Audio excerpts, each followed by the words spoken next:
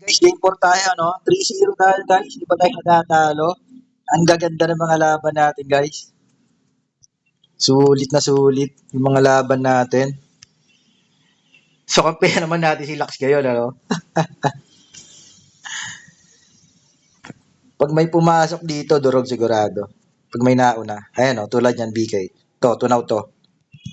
Durog ka. Na-poison arrow. Wala na yan. Tunaw yan. Ayan. Diba?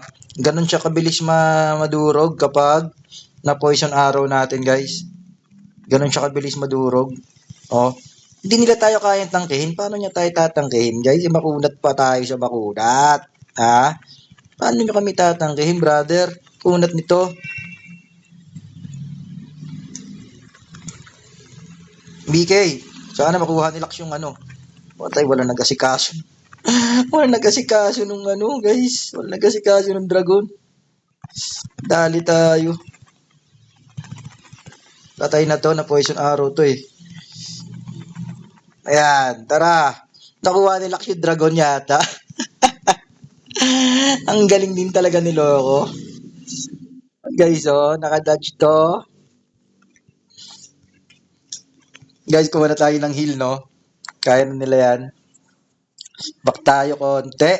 Yan. Tapos, siyempre, backup tayo sa kanila. Para pag may lumutang uli na isa, durog sa atin.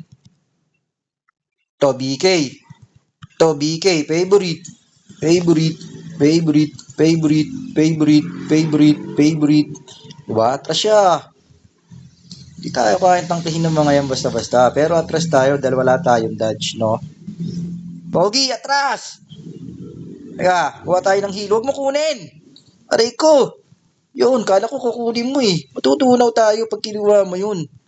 Nice. Ganda ng ano namin. Ganda ng teamwork, guys. Ito, tunaw rin to. Siguradong tunaw to. Nawala.